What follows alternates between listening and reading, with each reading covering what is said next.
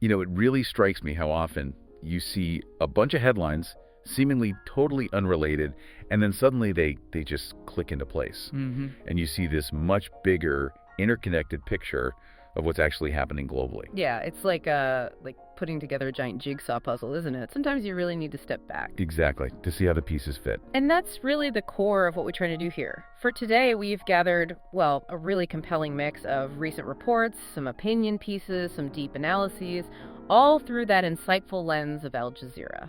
And the sheer variety today is quite something. It really is. We're diving into, well, everything. From the incredibly sensitive issue of wartime realities in Ukraine Right. to potential major power shifts in the Middle East, which is always complex, Always. and even a genuinely surprising story about the son of a certain football superstar. It's a real snapshot. Definitely. And our goal in this deep dive, yours and mine, is to get beyond just the headlines, right? We want to pull out those crucial underlying insights, shine a light on connections that maybe aren't obvious at first glance. And hopefully give you a more nuanced and, frankly, efficient understanding of some of the major forces shaping things right now. Think of it as navigating the landscape together. Okay, so let's start in Ukraine. There's a report here that's deeply troubling. It really hits hard. It's about alleged corruption surrounding something you'd think, even in war, would be handled with the absolute utmost respect: burying fallen soldiers. It's hard to even talk about. The article details some truly disturbing allegations. Yeah, what's particularly concerning is this reported system in the Zaporizhia region. Right. The article outlines how funeral managers were allegedly offering bribes. Around 25% of the municipality's payout, it seems. Just to get the contracts for transporting the bodies of soldiers who died. Exactly. And we're talking sums around 13,000 hryvnia, which works out to roughly $320 per body. Now, $320, what does that mean in context there? Well, that's a crucial point, isn't it? Because while $320 might not sound like a massive amount everywhere, in Ukraine, where, the average monthly salary has fluctuated, but it's generally lower, this kind of money is actually pretty significant, especially for smaller funeral businesses. Yeah. So this alleged scheme, it's not just exploiting grief, it points to potentially a wider issue. Ukraine ranks 105 out of 180 on the International Transparency Index. That context is important. It really makes you wonder, well, how does this kind of thing impact morale, the trust between citizens and government? Exactly. And if you connect that to the bigger picture, the sheer human cost, estimates of Ukrainian war dead range from maybe 40,000 up to, well, maybe 100,000. Each one a tragedy. Each one. And they deserve dignity. The thought that even this final act might be tainted by, financial exploitation. Yeah. It's deeply disturbing. And it raises questions, too, about aid distribution, governance structures in wartime. The article gives some specific, really unsettling examples. Like in Poltava, a funeral manager, Alexander Borgard, he claims an official solicited a bribe. Apparently, he made an initial payment, but then went to the authorities when they demanded more. So he reported it eventually. Yes. And we also hear about arrests in Kryvyi Rih. Local officials, funeral home operators, similar alleged corruption. Right. So it paints a picture suggesting this isn't just, one or two isolated cases. No. The report suggests it's widespread, unfortunately. From Odessa to Zaporizhia. It talks about how families get about $360 for funeral costs. Okay. But here's the key part. They often don't get to choose who provides the service. And why is that lack of choice so significant here? Well, it seems to create the perfect conditions for this kind of alleged backroom dealing, doesn't it? It does. Local authorities apparently put out tenders for these burial services. Right. And the accusation is that funeral homes are basically paying officials to win the bids, regardless of service quality or what the families want. And you mentioned an example. Yes, the heartbreaking example of Larisa Ovchenko. She lost her husband in October and reportedly just wasn't allowed to choose the funeral organizers. Imagine that extra distress. It's awful. Awful. Now, it's crucial to note, and the article does, Okay. that Ukraine is actively trying to combat corruption. Judicial reforms are happening. There's been a reported 10% increase in corruption indictments, something like 5,000 cases last year. So there's recognition of the problem and some action is being taken. Yes, but what does it tell us about the scale of the issue if, despite these efforts, these kinds of deeply unethical practices are still allegedly happening? That is the sobering point, isn't it? The report concludes this whole burial corruption thing has been a problem since the war started. And maybe even more disheartening, the claim that honest funeral homes, the ones who refuse to pay bribes, are being squeezed out. Ugh. It just underscores the immense challenges Ukraine faces, doesn't it? Trying to build a just, transparent society while fighting for survival. Huge challenges. Okay, let's shift focus now, geographically and the type of event. Right. We've got a report detailing some truly unprecedented video footage, capturing a ground rupture during that earthquake in Myanmar. Ah, yes, this really caught my eye too.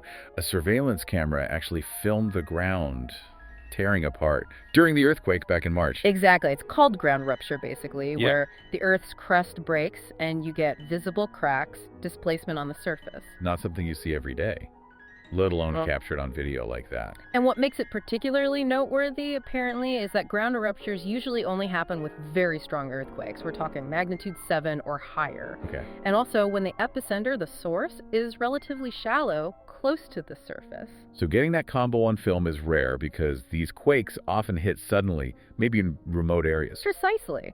And this earthquake, March 28th, it was a big one. Magnitude 7.7. Wow. Felt widely, even in Thailand. And tragically, the estimated death toll was around 5,500 people. Just devastating. And the video itself, it was shared by an engineer. Yes, an engineer named Aitin Ong. He was near a solar power station right on the Thailand-Myanmar border region. And what did the video show? It's quite dramatic. You see this metal gate shaking violently, then the ground starts moving, deforming. Okay. And then, clear as day, you see this deep crack, like an incision, forming in the road, and a noticeable sideways shift, an offset. Wow. And experts called it. Well, actually worrying was one quote, and another hailed it as the best visual record of integrated surface rupture from a large earthquake they'd ever seen. That's incredible. And the article mentioned a transformed fault. Yeah. What's the geological context there? That's a good question. The earthquake happened along the Saging Fault, Okay. which is described as a transform fault.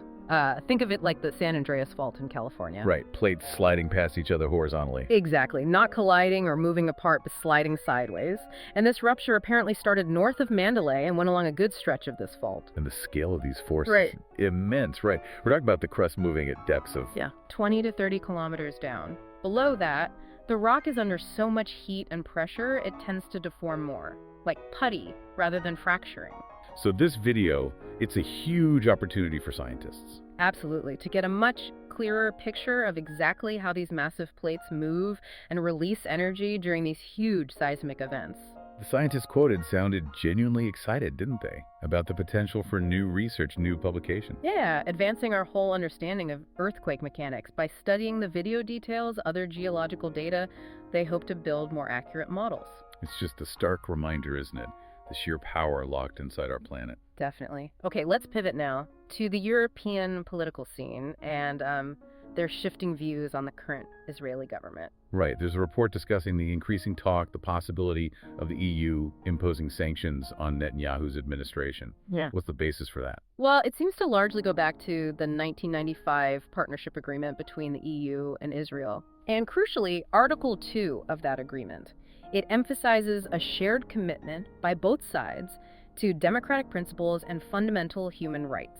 And the thinking now is that recent events, especially in Gaza, are making some in the EU question whether Israel is currently, living up to those principles. Precisely. That's the backdrop for that significant message sent by the prime ministers of Spain and Ireland. Back in February 2024. Right.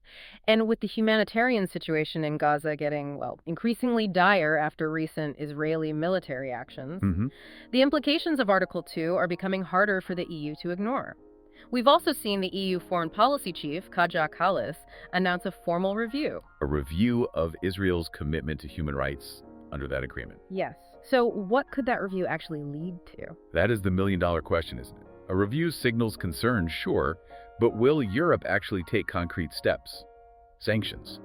Or will it stay mainly at the level of strong diplomatic statements? Although we have seen some unusually strong language recently, even from normally close allies.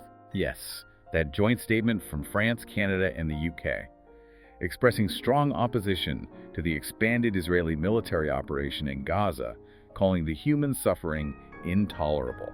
They even use pretty forceful language about potential forced displacement of Palestinians. That suggests growing unease, maybe a shift from traditionally supportive stances. And it wasn't just talk. Those three nations explicitly called on Israel to immediately resume unimpeded humanitarian aid distribution, which has faced major disruptions. Right. And maybe even more significantly, they openly said they're willing to recognize a Palestinian state as a contribution to a two-state solution. That could have huge long-term implications. There was a commentator, Dag Herburn-Sarud, who saw this as a kind of long overdue awakening, saying European leaders need to wake up to the realities on the ground. And the impact on civilians in Gaza, that international concern feels quite palpable now. Tragically, there was also that stark warning from the UN humanitarian coordinator, Tom Pfister, saying that if aid doesn't get through immediately, we could see a devastating surge in infant deaths very soon. It really highlights the urgency, the potential human cost of any delays. And we're seeing momentum building inside the EU, too. The report says a majority of EU foreign ministers, 17 states, voted for launching that formal review of the 95 agreement. And Sweden's taken a strong line, hasn't it? Pushing for sanctions on individual Israeli ministers, even settlers in the West Bank. Yes, it suggests a growing appetite for more concrete action, maybe moving beyond just statements. There's an interesting perspective from Bertrand Besancenot, former French ambassador, suggesting Netanyahu's determination to achieve his goals without a viable long-term political solution is causing real fear and resentment across Europe. And he proposes what? Suspending the agreement? Arms embargoes? Yeah, he suggests seriously considering options like that to exert more pressure. Then you have Jean-Pierre Perrin, an analyst on the Middle East. Right. He points out the EU actually has considerable economic leverage. About 40% of Israel's trade is with Europe. Huge leverage. But, he argues, a lack of unified political will, internal disagreements within Europe, have historically stopped them from using that leverage effectively. And why do you think that internal division has been such a persistent problem? Well, it's likely, a complex mix. Historical ties, different national interests, varying views on the Israeli-Palestinian conflict among member states. Yeah. Some countries have stronger links with Israel, others have been more critical. That lack of a unified stance just dilutes the EU's potential impact. That makes sense. It's a key point. However, the article ends with a kind of thought-provoking idea. Which is? That maybe the sheer depth of disagreement now among Europeans about the tragedy in Gaza could paradoxically be the thing that finally pushes them towards a unified stance. Interesting. So the scale of the humanitarian crisis might override those old divisions. Could be. To exert more meaningful pressure on Netanyahu's government. Okay, moving on. We're looking now at an opinion piece. It digs into the complex issue of Hezbollah's weapons in Lebanon and the wider region. Yes, it highlights how this specific issue always seems to come to the forefront in Lebanese politics whenever tensions with Israel rise or, there are significant international visits. And what's particularly noteworthy, the piece argues, is a shift in the local mood. How so? We're apparently seeing demands for the Lebanese state to hold the exclusive weapon, basically, a monopoly on military force. Coming from a majority across the political spectrum. Okay. Presidential, governmental, parliamentary. Exactly. Which could signal a move away from that previously more accepted idea of a broader resistance umbrella that included groups like Hezbollah. What might be driving that shift in attitude locally, do you think? Well, several things probably. The ongoing instability in the region, the devastating consequences of past conflicts involving non-state actors. It could be leading to a stronger desire for state authority, a unified national security structure. Plus, maybe growing worries within Lebanon about Hezbollah's actions potentially triggering wider regional conflicts that Lebanon gets dragged into. That's very possible. And this shift is apparently underscored by an emerging debate even within Hezbollah's own Shia base, its social environment. Really? Internal questioning? Reportedly, yes. Questions being raised, maybe privately, maybe increasingly publicly, about the party's strategic choices, its slogans, its performance in recent conflicts. That could signal a significant evolution. The piece reminds us of the three sort of traditional justifications for Hezbollah keeping its weapons, right? Deterrence against Israel, protecting Lebanon, liberating occupied territories. Yes, but it argues the effectiveness of each of those is now being questioned, particularly the idea of mutual deterrence with Israel. There's a perception that's eroded. And what evidence might suggest that erosion of deterrence? Well, maybe the increased frequency of Israeli strikes inside Lebanon, the perceived lack of a decisive response sometimes from Hezbollah, Right. a growing sense maybe that Israel feels less constrained. And regarding liberation, the article suggests that might be becoming more of a long-term hope for future generations, not a realistic near-term goal. So that presents a clear strategic dilemma for Hezbollah. Absolutely. On one hand, continuing conflict risks depleting their resources, manpower, weapons, morale, maybe accelerating a decline. But on the other hand, reacting forcefully to perceived Israeli arrogance or provocations could trigger a new devastating war, which many in Lebanon fear Israel actually wants, to neutralize Hezbollah. So, navigating that, the party seems to have adopted a kind of third way, Which is? putting more emphasis on the Lebanese state to de-escalate tensions, manage the aftermath of conflict, getting Israeli forces out of disputed areas, prisoner releases. But relying on diplomacy. Yes, but as the article points out, Hezbollah knows the limits of diplomacy alone in achieving those big goals. The author stresses there's no easy fix for integrating Hezbollah's arsenal into the official Lebanese military, right? No accepted Lebanese national security theory for it. Exactly. Ideas like popular mobilization or just integrating fighters individually are seen as impractical because of Lebanon's entrenched sectarian quota system for power sharing.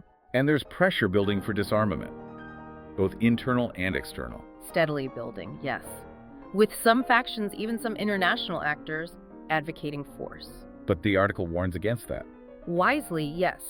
It cautions that many in Lebanon, including the president, believe dialogue is the only way. Using force could easily plunge the country back into civil war. Then the piece looks at two big regional developments affecting the weapon issue. First, Syria. Right. The reported weakening of the Assad regime and the potential reduction in money and arms flowing to Hezbollah. But there's a counter-argument, too. Yes, that the very instability in Syria might actually renew the perceived need for Hezbollah's weapons to protect its interests and allies there. It's complex, fluid. And the second development, Iran-US talks. Exactly. The ongoing indirect negotiations in Muscat. If those lead to a deal bringing Iran back into the international fold, it could significantly change Hezbollah's regional role. Maybe make it more purely a Lebanese domestic player. But if the talks fail? Then regional tensions could escalate, potentially prolonging the perceived need for the weapon in that wider strategic picture. The article draws a parallel between Hezbollah's situation and Hamas in Gaza. Yeah, facing similar pressures regarding aid, sanctions, reconstruction. Ultimately, the author concludes that for Lebanon to get released from its crises, it needs huge reforms, financial, economic, legislative, plus tackling corruption. And the argument is that Hezbollah's ability to achieve its goals has fundamentally changed since the 2006 war, when it had more resources, more favorable dynamics. That seems to be the core argument. Things have shifted significantly. Okay, our next topic delves into something quite fascinating, potentially significant within the Druze community. A document by Druze intellectuals called Universal National Identity. What's the main idea? The core idea is a vision of national identity based firmly on citizenship and the institutions of a unified state. So, everyone equal under the law, freedoms preserved, without emphasizing separate sectarian groups. Exactly. And interestingly, while it hasn't got huge mainstream media attention, it's reportedly sparked a lot of discussion, especially among younger Druze intellectuals and those in the diaspora. What's particularly interesting is how it came about, right? Through lots of talks among Druze intellectuals from Lebanon, Syria, Palestine, the diaspora. Yes, a collaborative effort. And a key point they make is that sectarianism, while historically important, ultimately limits individual freedom, the ability to act freely. Especially if some religious leaders are seen as aligned with oppressive systems, potentially hurting their own communities. That's a central concern. And the document makes a bold call to replace references to what it calls religious feudalism with elected civil councils. So, leadership representing the people's will, not just based on alliances or security concerns. Precisely. And the sheer diversity of the people who signed it, writers, academics, civil society activists, shows the breadth of support for these ideas within the Druze intellectual world. The document is presented as more than just academic theory, though. Much more. It's a conscious collective cry against the politicization of religion, against reducing people just to their sect. And a reaction against the isolation caused by the Syrian war, which has hit Druze communities hard. Yes. And its timing apparently resonates with the ongoing protests in Jabal al-Arab, a big Druze area, and also with internal shifts happening within Palestinian and Lebanese Druze communities. Giving it a regional significance. But as you'd expect, not everyone has welcomed it. No, not universally embraced. Traditional religious leaders have reportedly reacted negatively with suspicion. Seeing it as a challenge to their authority, an attempt to undermine religious traditions. That seems to be the view from some quarters, and because it didn't come from an established institution or a mass movement, some critics have called it an elitist statement, disconnected from everyday Druze life. Despite that criticism, the article suggests its real importance might be longer term. Potentially, yes. Maybe not in immediate acceptance, but in opening up new discussions within sectarian discourse. Challenging the monopoly of traditional leadership, speaking for all Druze. Exactly. Showing there's a vibrant, independent civil consciousness within the community, capable of generating new ideas that question the status quo. Okay, next up we have a brief video report, just underscoring that escalating international concern about the humanitarian crisis in Gaza, highlighting Europe's recent warnings to Israel against, well, allowing the starvation of Palestinians after nearly 2 years of war. It adds to that growing chorus calling for much greater humanitarian access. Right. Now, shifting gears completely. Football. We've got details for the first leg of the CAF Champions League final, big event in African club football. Pyramids FC from Egypt versus Mamelodi Sundowns from South Africa. Okay, when and where? Saturday, May 24th. Kickoff is 4 p.m. Mekadoa, Cairo time. First leg is at Loftus Versfeld Stadium in Pretoria, South Africa. Got it. And this is a big deal for Pyramids FC. Huge. It's their first ever time in the Champions League final. They beat Orlando Pirates 3-2 on aggregate to get there. And they're facing Mamelodi Sundowns, who are serious contenders. 2016 champions, incredible record of consecutive league titles in South Africa. Definitely formidable opponents. Yeah. Pyramids are the 5th Egyptian team to reach this final, joining Ismaïlia, Al Mahala, and the giants Al Ahly and Zamalek. And Egyptian clubs have a great history in this competition, right? Absolutely. Yeah. 18 previous final appearances between them. Al Ahly with 12 wins, Zamalek with 5.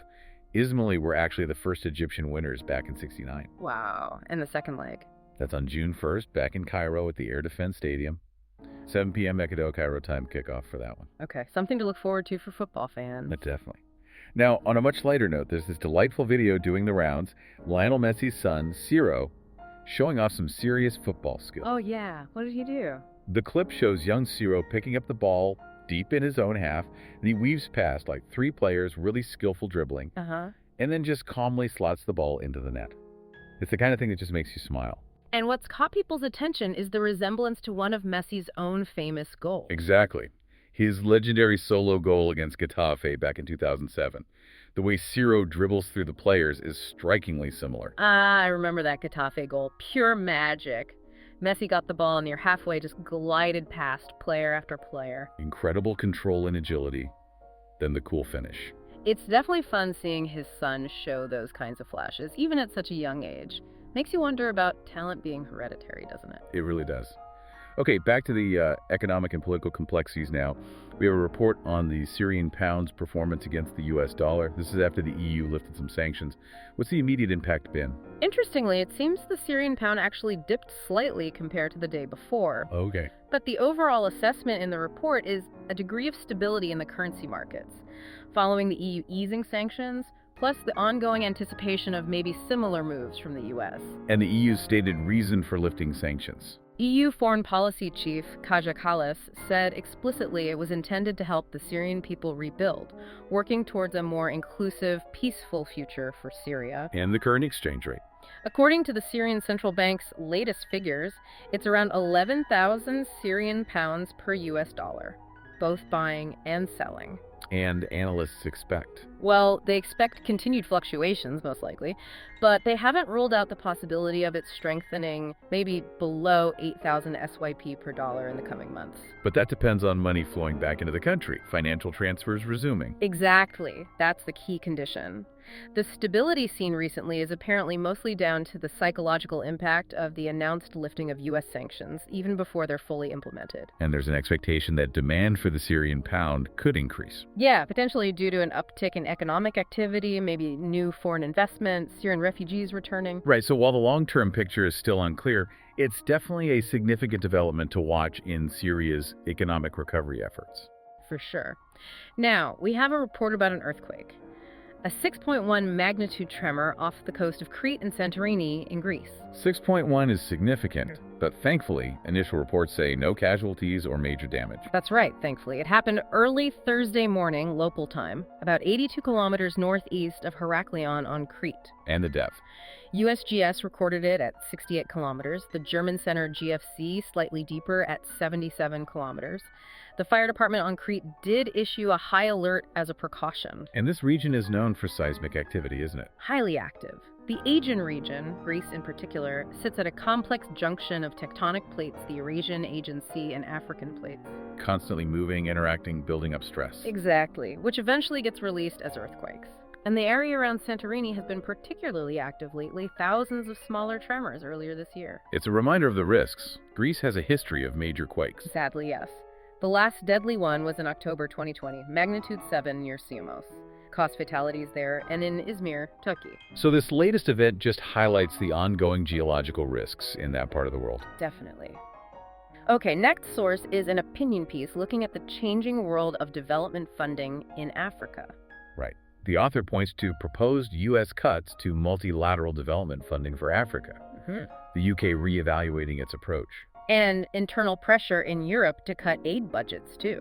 So what's the underlying trend the author sees? It seems to suggest a kind of growing weariness among traditional Western donors with the old aid models. Coupled with their own economic pressures, shifting priorities. Exactly, leading to a move away from relying solely on those established channels, which means Africa needs to look at alternative sources and approaches. And the author highlights a specific concern about climate finance. Yes, a major shortfall apparently. Despite Africa being highly vulnerable to climate change, the Green Climate Fund, for example, has reportedly released less than 15% of its approved 2024 funds for Africa. That raises serious questions about commitments from developed nations, doesn't it? It certainly does. The author argues Africa's future can't just depend on these traditional donors. They advocate a shift towards engaging more with sovereign investors, philanthropic capital, impact funds, tech financiers. These newer sources might be less tied to old aid frameworks. Yeah.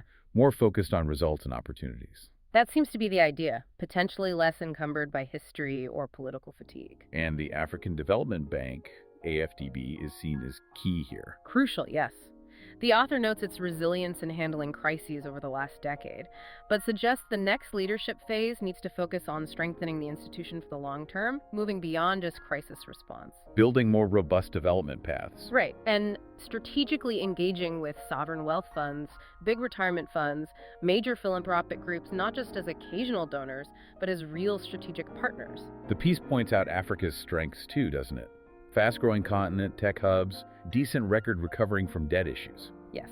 So the argument is the main obstacle isn't a fundamental lack of potential within Africa, but more an issue of perception. Exactly. Needing financial systems and investors to see the value and opportunities, not just the perceived risks. So the next AFDB leadership needs to focus on restoring trust, expanding partnerships, maximizing ROI on development projects. That's the prescription, moving towards bigger, more impactful investments.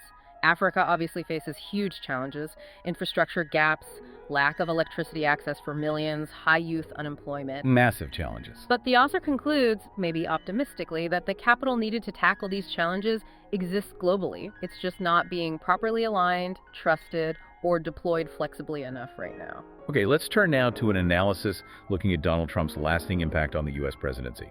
Quite a range of experts weighing in here. Yes, and the overarching consensus seems to be pretty stark. That Trump initiated a systematic assault on core national institutions. With the aim of boosting his own authority and limiting scrutiny or oversight. That's the argument. These experts, featured in a New York Times column, characterize the effects as a dangerous precedent, threatening American democracy and the integrity of the presidency itself. And they list a whole range of targets for these alleged attacks. A broad spectrum, yes. The legal system, higher education, scientific and medical research, ethical norms, international alliances, the civil service, religion, the media. It's a really comprehensive critique. The analysis suggests a key part of his approach was undermining the so-called deep state. Right. Diminishing the role of career officials, spreading conspiracy theories, actively eroding public trust in institutions by accusing opponents of disloyalty, corruption. There's also concern about efforts to cut funding for scientific research. NIH, NSF. Significant concern, yes. Experts warn this could have severe long-term consequences, potentially hurting the U.S.'s position as a global leader in science and innovation. And the impact on foreign relations, alliances. Another major point. The experts highlight Trump's attacks on long-standing alliances, creating diplomatic rifts, eroding trust in Washington's reliability as an ally, especially after pulling out of major international agreements. A central worry seems to be how hard it is to undo the alleged damage, particularly in diplomacy, government sectors. Yes. One expert emphasized the systematic removal of experienced officials, arguing it severely hurt government efficiency, expertise, and the capacity for long-term progress. Another offered a particularly bleak view, didn't they? Saying Trump's actions are unprecedented and the damage, the loss of experience is devastating and will never be fixed. Yeah, a palpable fear that the negative consequences go far beyond politics, damaging global trust in the U.S. significantly. And the experts conclude this wasn't just random, but part of a more deliberate effort, supported by a conservative movement, to exploit presidential rules and consolidate power. That's the final assessment presented in the analysis. Okay. Our next topic focuses on those strong international and UN calls for an investigation into the recent shooting of European and Arab diplomats by Israeli forces in the Jenin refugee camp. A really concerning incident. Deeply concerning. The UN Deputy Spokesman, Farhan Haq, conveyed the Secretary General's concern about these reports. Of Israeli soldiers firing warning shots at a diplomatic delegation, which included UN staff. Right. He stressed the fundamental importance of respecting diplomats' safety and freedom of movement, saying force against them is unacceptable under international law. And the UN is explicitly calling for a swift, comprehensive investigation by Israeli authorities, sharing the findings promptly, and implementing measures to prevent anything like it happening again. And this delegation, 35 diplomats from European and Arab nations, they were there specifically to see the humanitarian situation. A visit coordinated with the Israeli military beforehand. That's what's reported, yes. Which makes the incident even more alarming. And it's triggered widespread international condemnation. Absolutely. Canada's PM called the warning shots completely unacceptable. Qatar summoned Israel's ambassador in Ottawa for an explanation. Mexico and Uruguay are also seeking explanation. Yes. And foreign ministers from Canada, the UK, France, Germany, Italy have all issued strong statements condemning it, demanding investigations and accountability. The EU's Kaja Kallas added her voice too. She did. And Turkey's foreign ministry called it another clear indication of Israel's systematic disregard for international law and human rights.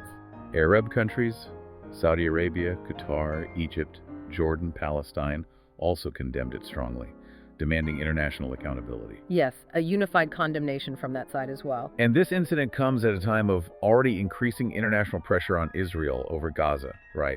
To halt operations, allow aid in. Exactly, especially with those dire UN warnings about imminent famine risk in Gaza due to severe restrictions on supplies getting in. Okay, now for something completely different again. A report highlighting a rather remarkable finding about Cristiano Ronaldo's physical condition. Yes, the football superstar. Still performing at an incredibly high level despite being 40. What's the secret? Well, according to this report, medical tests show his biological age is about 11 years younger than his actual age. 11 years younger biologically? How did they measure that? Using something called a Whoop tool. It's a smart bracelet and an app that monitors various physiological data. Like what? Resting heart rate, sleep quality, the body's recovery rate after exercise. Key metrics like that. And Ronaldo himself reacted. Reportedly with considerable surprise. He said in an interview he found it hard to believe his biological age was calculated at just 28 years and 9 months. Wow. He even joked it meant he could potentially play for another 10 years. And Marca, the Spanish sports paper, speculated he could play until he's 50. That would be extraordinary. Truly. The Whoop application is apparently widely used by pro athletes. To maintain peak condition, right. Tracking sleep, stress, recovery. Exactly. It monitors a huge range of factors, over 140 relevant daily indicators, apparently. This lets athletes like Ronaldo fine-tune their training, nutrition, recovery. To consistently perform at their absolute best. It's fascinating science behind modern sport. It really is. And just for context, for anyone not following football closely, Ronaldo's career has been incredible.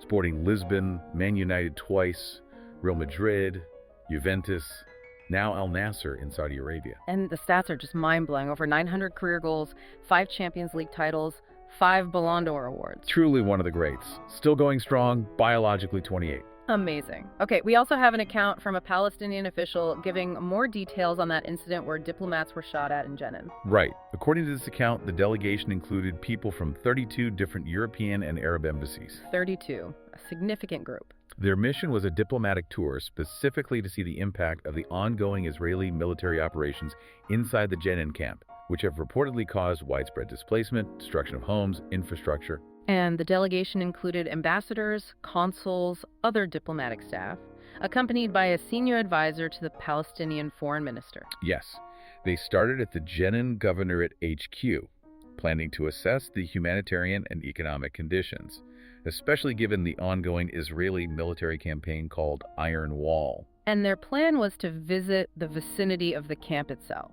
Yes, to observe conditions directly, document the military measures in place. The Palestinian Foreign Ministry stressed again this visit was formally coordinated and approved in advance by Israeli authorities. But despite that coordination, the Palestinian official recounts that Israeli forces opened fire towards the diplomats shortly after they approached one of the iron gates that were put up at the eastern entrance of the camp about a month before the visit. And the official described the diplomats' reaction. Yes, conveyed to Al Jazeera Net that they experienced real terror and great shock, witnessing firsthand the kind of dangers Palestinian citizens face daily. And he stressed again the visit was meticulously pre-coordinated, details provided a week in advance. Yes, clearly outlining their plan to reach the camp entrance to observe.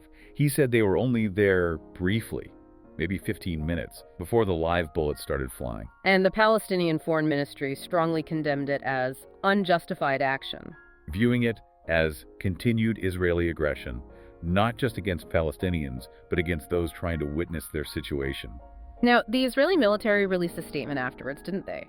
Claiming the delegation deviated from the agreed route, entered a prohibited area. They did. And they also said the soldiers who fired warning shots weren't aware of the diplomats' presence and the incident would be investigated.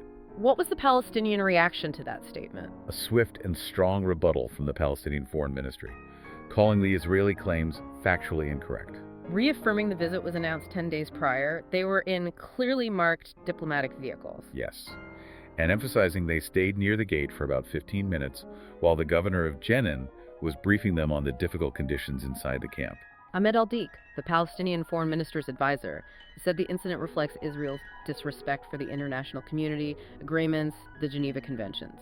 And he linked it to the UK and Canada recently imposing sanctions and halting arms supplies over the Gaza situation. There was video footage too, apparently, showing the moment of the shooting. Reportedly, yes. Capturing the shooting towards the delegation, then people fleeing as heavy gunfire erupted from inside the camp area. That visual evidence probably adds a lot of weight. Understandably, the incident caused significant outrage in Palestine, seen as extreme recklessness towards international bodies. Residents in Jenin said it highlights what they see as continued disproportionate Israeli actions in the West Bank, particularly in the northern camps, believing it's a direct consequence of the violence and perceived impunity around events in Gaza. Showing a disregard for international concerns or deterrence. And the countries whose diplomats were involved took swift action, demanding clarifications, summoning Israeli ambassadors. Yes, reports mention France, Italy, Ireland, Portugal among those summoning ambassadors to convey condemnation and seek explanations. Analysts suggest this incident really undermines Israel's attempts to portray its actions as only targeting terrorists. Right? Exactly. When accredited diplomats on a pre-coordinated visit come under fire, it raises serious questions about rules of engagement and military oversight. And during the visit itself, diplomats describe the situation in Jenin as difficult, deeply concerning. Yes, the Palestinian ambassador to Jordan called it painful and complex, stressing the need for attacks to stop so Palestinians can live normally. And the governor of Jenin briefed them on the specifics: displacement, economic decline, destruction, casualties. A comprehensive briefing, yes, mentioning 22,000 displaced from the camp and surroundings, hundreds of homes destroyed, financial losses of 298 million shekels. And the human cost. 40 Palestinian fatalities, around 200 injured since the latest military campaign began. A truly grim picture painted for the diplomats. Okay, our next piece offers an opinion on how Donald Trump is currently perceived within Israel. It starts by recalling Netanyahu's White House visit in February. Meeting in the Lincoln bedroom, what was the symbolism there? The author suggests it was meant to symbolize a close, historic alliance, maybe drawing parallels to significant moments in U.S. history. Within Israel, the piece says there's a prevailing view that Trump is their best hope for achieving goals regarding the Palestinian issue. And the gift Netanyahu gave Trump, a gilded Megillah scroll. Trump reacted enthusiastically. Yes, these symbolic gestures are often carefully chosen in diplomacy. The piece then mentions a report about Trump's 5-hour Middle East visit and his supposed vision for the Palestinian issue, which reportedly involves displacement and tourist resorts. That's the reported vision. There's even a slightly tongue-in-cheek suggestion in the piece about a potential Book of Trump in Jewish holy texts, highlighting the almost messianic views some in Israel might hold of him. The author contrasts views on Israel's core identity. Is it faith-based or more economic, like Trump's view? And argues Zionism is seen as a moral asset to U.S. foreign policy.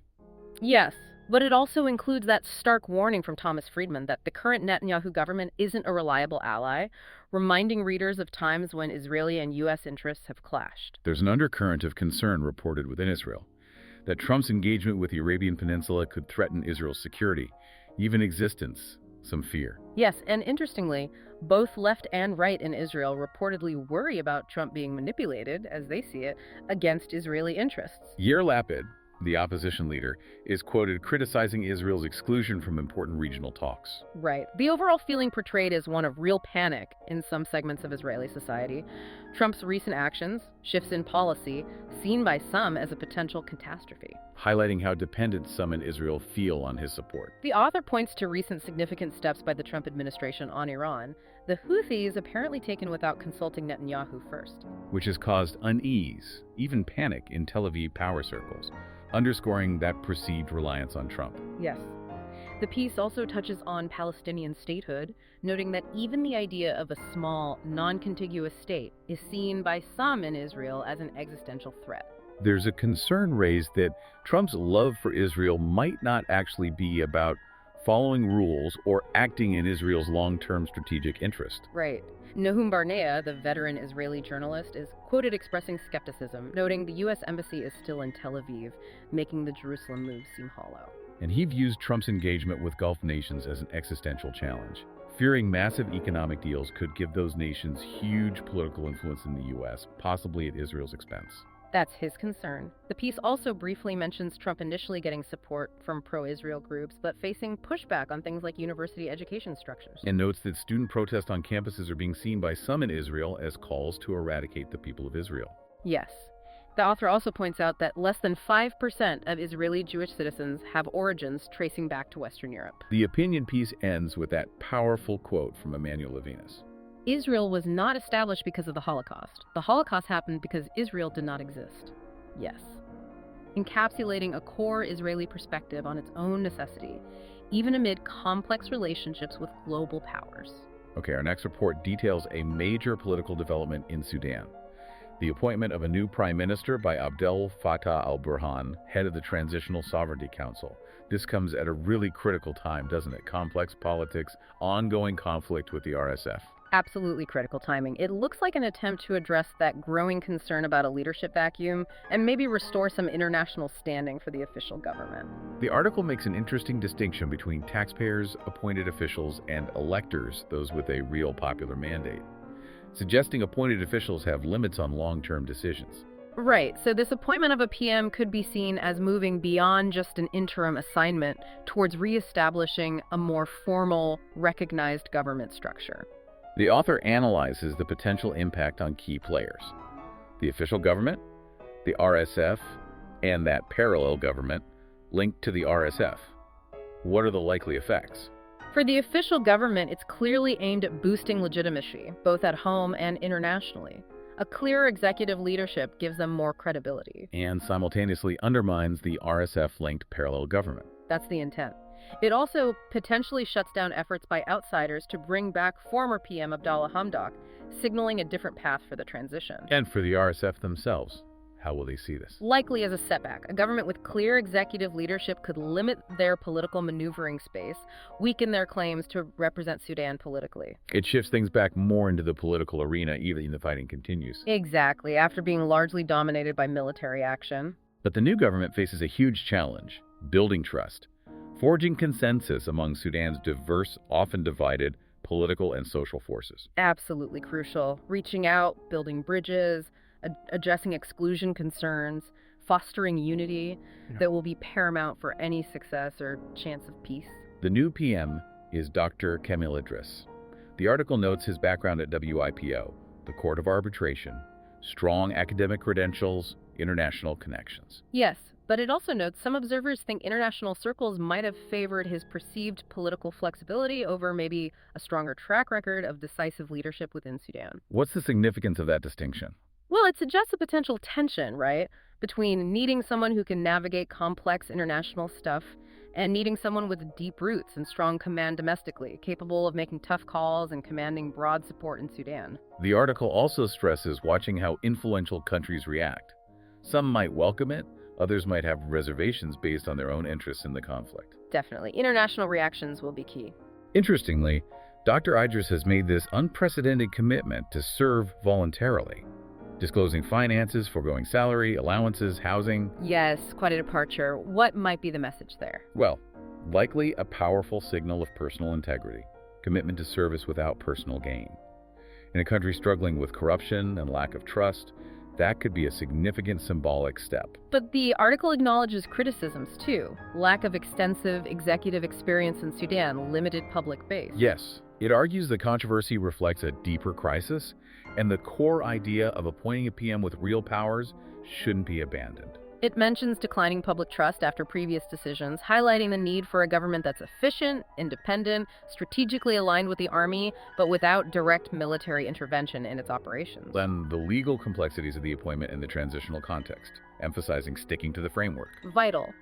The author concludes with a crucial, sobering point.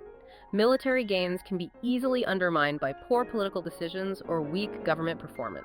So the ultimate assessment should be based on the program, the policies, not just the person. Exactly. Sudan needs a realistic, implemented national plan, not just symbols or slogans. The hope is this marks a start towards stability and reconstruction. While acknowledging the huge challenges still ahead, the answer will come from actions, not words. Precisely.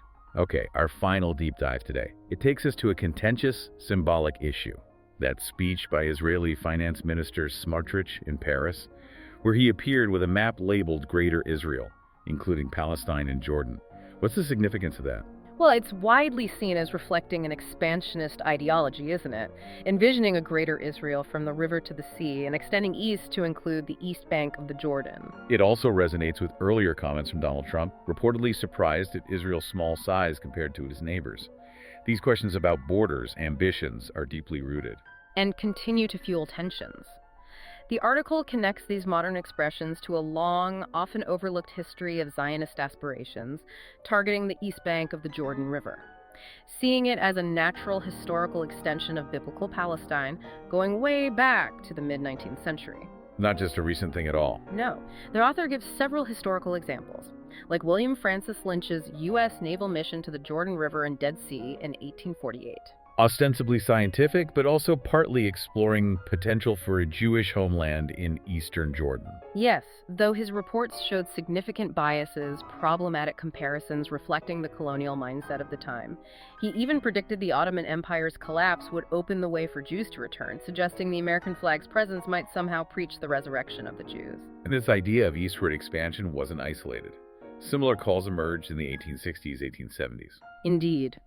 Yulin, founder of an early settlement, explicitly demanded expansion into eastern Jordan, even tried setting up a company with a local Arab clan. Charles Warren, from the Palestine Exploration Fund, also proposed expanding settlements east, suggesting land leases from the Ottomans in return for debt payment.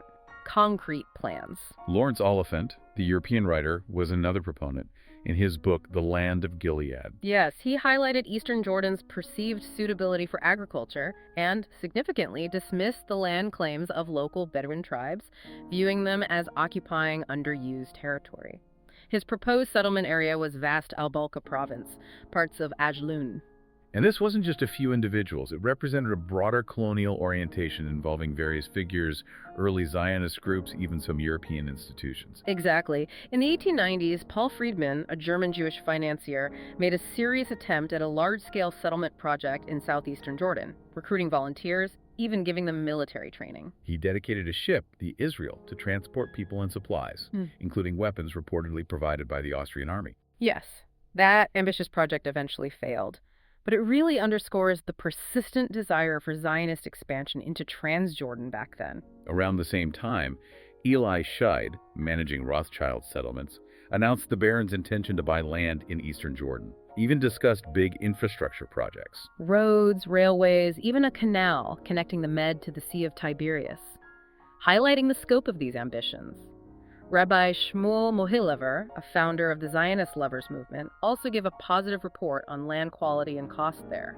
Direct interest came from Jewish groups in Verna, Baku too, inquiries about buying land for settlement. Yes, attempts were also made to get land in the Haran region, north of Jordan, by Henry de Avigdor and Samuel Montague, who petitioned Sultan Abdulhamid II for permission, but they failed due to Ottoman rejection and lack of broader Jewish support then.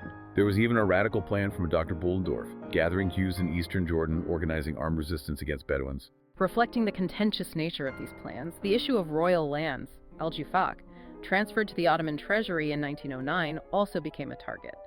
A Belgian company with Zionist ties tried to lease it a deal exposed by Syrian and Palestinian papers warning of dangers to the Arab presence.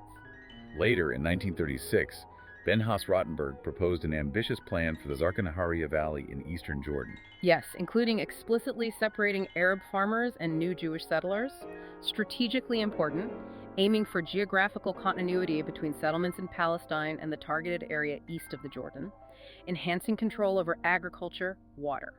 His plan even outlined establishing a company with big capital, part to resettle Palestinian farmers from Palestine to eastern Jordan, the other part to settle Zionist immigrants in the same area. A very detailed plan. The author concludes that despite these historical plans failing, the underlying Zionist ambitions in eastern Jordan have persisted, and they continue to resurface whenever opportunities seem to arise, like with recent symbolic acts and statements echoing those old territorial aspirations. Okay, finally, we have a report detailing the apparent recovery by Israel's Mossad of the Syrian archive of Eli Cohen, the famous Israeli spy in Damascus, reportedly with help from Allied intelligence. Yes, and this has understandably raised questions about the timing, the circumstances, especially coinciding with reported indirect Syria-Israel contacts and that meeting between Trump and Ahmed al-Shara linked to the Syrian opposition. Initial reports from Tel Aviv suggested a main motivation was helping recover Cohen's remains nearly 60 years after his execution. That was the initial report, but Syrian sources apparently suggested a different story. The archive was presented to Israel as part of an indirect Syrian initiative aimed at easing tensions, building confidence with the Trump administration. And security sources claim Syrian opposition fighters led by al-Shara found the file in a state security building in Damascus. Right. And al-Shara reportedly decided to quickly use this material, seeing its importance as a diplomatic gesture towards Israel. Israeli reports even suggested Syria might consider returning Cohen's remains too. This follows earlier reports of Netanyahu meeting Cohen's former Mossad handler, and statements from al-Shara hinting at addressing postponed humanitarian issues, seen as referring to the Cohen file. Yes. Plus, those prior reports of secret talks in Azerbaijan where Syrian officials supposedly told Israelis they were trying to locate Cohen's remains to ease tensions.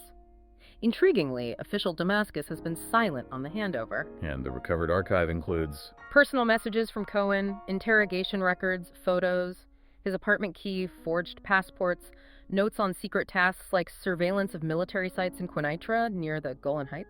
Just remind us, Cohen arrived in Damascus in 1962, posing as a wealthy Syrian businessman. Exactly. returned from Argentina, supposedly. He built relationships with high-ranking figures, gained access to sensitive intel, transmitted over 100 coded messages to Israel before being exposed and publicly executed in 1965. And Israeli governments have tried for decades to recover his remains and any materials. Israeli writer Zifi Gefelder recounted the dangers of his spying, especially in the Golan Heights, which was invaluable to Israel in the '67 war.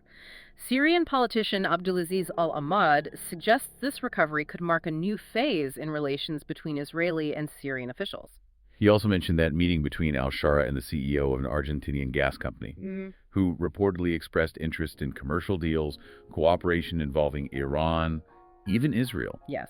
Al-Shara himself reportedly announced indirect negotiations with Tel Aviv were underway, conveying Syria's desire to de-escalate tensions. This followed those earlier revelations of secret talks in Azerbaijan involving Syrian, Turkish, and reportedly Israeli officials. So al-Ahmad believes there is a clear shift in Israel's vision towards Syria, and the Trump-al-Shara meeting could open new paths in their relationship. That's his assessment, a potentially significant development in a very complex relationship. Wow. We have certainly covered a remarkable breadth of topics today. Yeah. From the intensely personal impact of alleged corruption and war, to the long, sometimes surprising echoes of historical ambitions shaping geopolitics today, and even a glimpse into potential sporting greatness. It really does highlight the profound interconnectedness of our world, doesn't it? Yeah. Events that seem isolated at first, local corruption, an earthquake far away, a policy shift in Europe. They're all threads in this incredibly intricate, constantly evolving global web.